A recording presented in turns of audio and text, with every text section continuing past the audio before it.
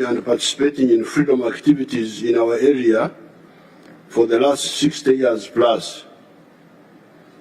In order to understand the struggles we have been involved in, we should be reminded that by 1900, the whole of Africa had been colonized except for Ethiopia. This colonization followed 500 years of taking slaves from Africa and the devastation that criminal trade caused. It was not only Africa that was colonized, but also much of Asia, India, Indonesia, Indochina, Burma, the Philippines, Malaysia, etc., and the subjugation and extermination of the indigenous people of the Americas and Australia. However, these criminal acts by the imperialists, the slave trade and colonialism, provoked the colonized people into launching a resistance movement by some of the black people in the United States of America, in the persons of Du Bois and Pademont, who launched the Pan-African movement. This was the first step. Secondly, in 1912, the African National Congress of South Africa was launched, led by new resistance fighters, different from before, when the leaders of the resistance were the kings and chiefs, such as Kabarega of Uganda, Mukwawa of Tanzania, Rubengura of Zimbabwe, Mwanga of Uganda. Thirdly, the huge country of the Soviet Union was taken over by communists in 1917, and so was the huge country of China in 1949. Those communists were staunch anti-imperialists. Fourthly, our good fortune was that the greedy imperialists started fighting among themselves over us.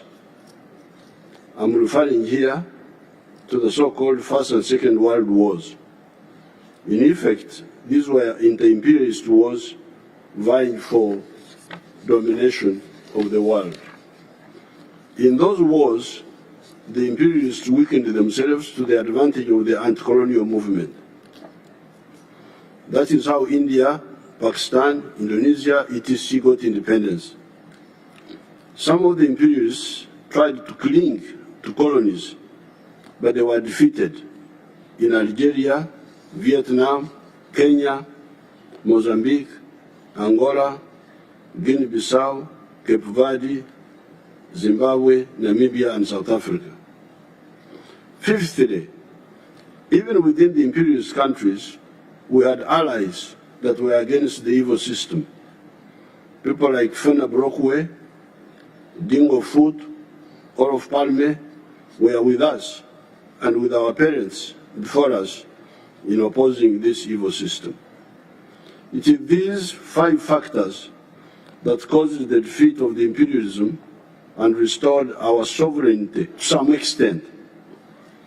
These are, again, the anti-colonial movement in Africa, Asia and Latin America, the rise of communism in the Soviet Union, China, Cuba, North Korea, etc., the 2 inter-imperialist wars of the last century that caused the weakening of the imperialist countries to our advantage, even when our parents were used as cannon fodder in those criminal wars, fighting the Japanese in Burma, the Italians in Ethiopia, the Germans in North Africa and Europe. Then fifth, the Pan-African movement launched by some of the black people in the United States of America, and the support by some fair-minded persons in the imperialist countries, persons, as I've already said, like Fena Brockway, Dingo Foot, Olof Palme, and others. We are therefore happy to be here in Russia, and we take this opportunity to thank the Soviet peoples and other socialist countries for that support. However, flag independence did not, in the majority of cases in Africa, mean healthy disengagement with imperialist economies. Up to now, many of the African economies still face the bottlenecks and distortions of the colonial era. Although some progress has been achieved, a lot remains to be done. That is why you hear that the GDP of Africa is currently US dollars 2.7 trillion, smaller than the individual economies of countries like Japan, Germany, etc., not to mention the United States or China. This stunting of the African economies is caused by a number of bottlenecks that I may not have time to enumerate here. We have, however, identified them, and we are handling them together with our brothers in the African Union. However, one example can bring out some of these bottlenecks. This is the issue of coffee. The global value of coffee businesses currently is US dollars 460 billion. 460 billion. This is the value of the coffee in the world. However, all the coffee producing countries in the world,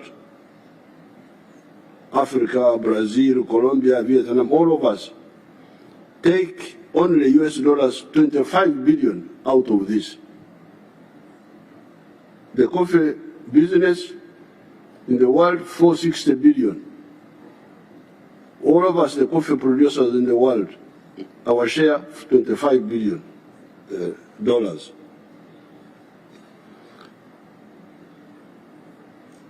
Africa's share is US dollars 2.5 billion. Out of the 460 billion, Africa's share is 2.4 billion. With Uganda taking $800 million, because we are now producing 800 million bags of 60 kilograms each. Germany, a non-coffee producing country, earns US dollars from coffee, 6.85 billion from coffee, more than all the African coffee producing countries. My young friend from Burkina Faso was asked, this is where the problem is.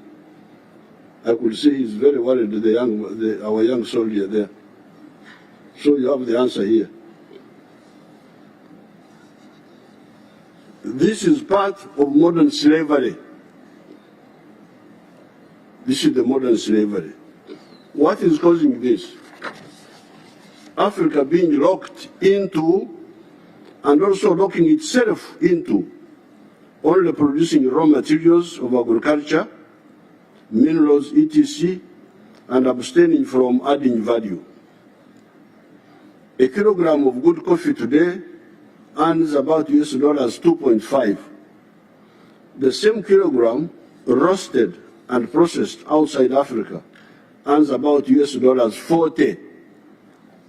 So we get $2.5 for a kilo of coffee. Somebody who is clever outside gets $40.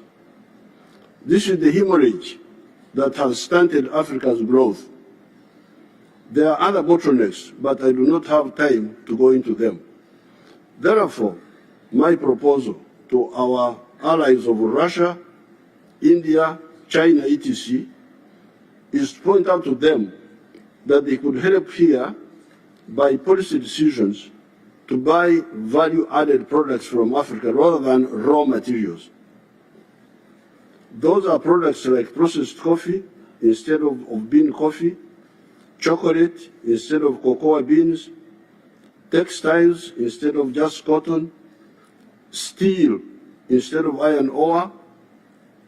Iron ore, we call it, our languages are richer than English, we call it obtare. Obtare, that's iron ore, different from the metal. Electric batteries instead of just lithium, etc. Part of the issues we are solving among ourselves in Africa is the issue of the free flow of goods and services in the continental free trade area. If this is addressed, the other problem of food, which people are talking about so much, for African societies, will also be partially addressed. In Uganda, we don't have a problem of food. Uganda is a net exporter of food. Products like maize, milk, bananas, fruits, fish, cassava, not to mention beverages like coffee, tea, cocoa, vanilla, etc. are produced in big quantities, and with irrigation, bigger quantities are possible. Without irrigation, our farmers produce 5.3 tons of bananas per hectare. With irrigation and fertilizers, that production has gone 53 tons per hectare in some of the government-supported farms. It is therefore important for our partners to know that some of the African countries, such as Uganda, produce huge quantities of food, and moreover, food of unique nutritional value, beef with yellow fat, instead of the cholesterol-laden types you get from many parts of the world, potassium-rich bananas, high cream milk, fish with a nuni neuropathy bladder that is a cure for some maladies, millet with protein, carbohydrates, and iron together. What we actually need are markets in both Africa and beyond. This is part of the problem. Some of the African countries have got a lot of food, but they cannot sell it to the other countries because of the trade barriers within Africa. Secondly, you could also encourage your companies to invest in value addition in Africa. Работать с своими компаниями, чтобы они сами способствовали созданию добавочной стоимости в Африке.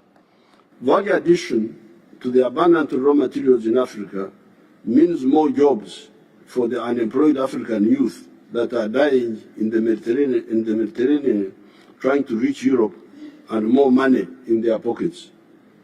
They will then afford to pay for more electricity generated by turbines made from outside, which creates more jobs and money for the turbine producers outside. After some delays, we in Africa are making some good moves. One of them is the CFTA, the Continental Free Trade Area, that is uniting the huge market of Africa of 1.5 billion people. We shall be 2.5 billion in the next 30 years. Remember that Africa is 12 times bigger than India in land area. But until recently, the population of India has been bigger than that of Africa. Therefore, Africa has actually been underpopulated for much of the millennia. The fact that it is the origin of man, Homo sapiens sapiens, 4.5 million years ago, notwithstanding. Today, on account of modern medicine, Africa will have optimal population for the first time in human history. Finally, those who foment wars on account of ideological issues are wrong, and they are time and opportunity wasters. Human history will move on whether they like it or not. Did Metternich's Holy Alliance stop the spread of capitalism and the overthrow of feudalism? When there was a revolution in France in 1789, this revolution was a bourgeois revolution, was a capitalist revolution. Now, Metternich was supporting feudalism, and his answer was to launch war to defeat the capitalist movement in France. But he failed. The only justified wars are the just wars, like the anti-colonial wars. Wars of hegemony will fail and waste time and opportunity. Dialogue is the correct way. I thank you. Thank you so much. Большое спасибо. Thank you very much. Действительно, колонизация других стран, работорговля сегодня всеми признается как преступление. Это очевидно. Сегодня все с этим согласны. Но не были согласны, когда шла борьба за независимость в Африке. Не были. Это мы с вами хорошо помним. Вот это первое. Второе, получение своего флага, как сказал только что коллега, недостаточно. Это очевидно.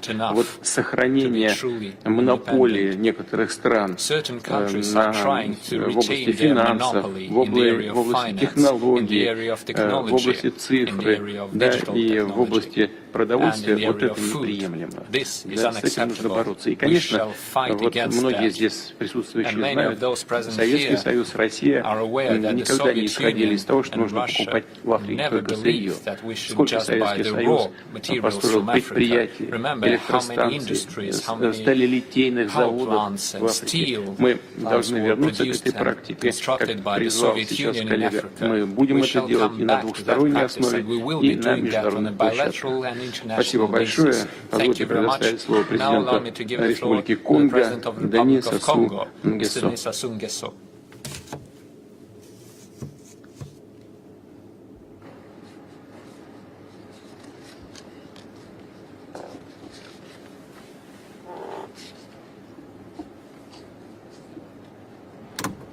Monsieur le Président de la Fédération de Russie, Mr. President of the Russian Federation, Monsieur le Président de l'Union des Comores, Président en exercice de l'Union africaine, Mesdames et Messieurs les chefs d'État et de gouvernement, heads of state and Monsieur le government, Président de la Commission de l'Union africaine, distingués délégués, distinguished chair of Mesdames, the Messieurs, Commission of the African Union, ladies and l'accueil gentlemen, particulièrement chaleureux qui nous a été réservé, à moi-même et à ma délégation. our delegation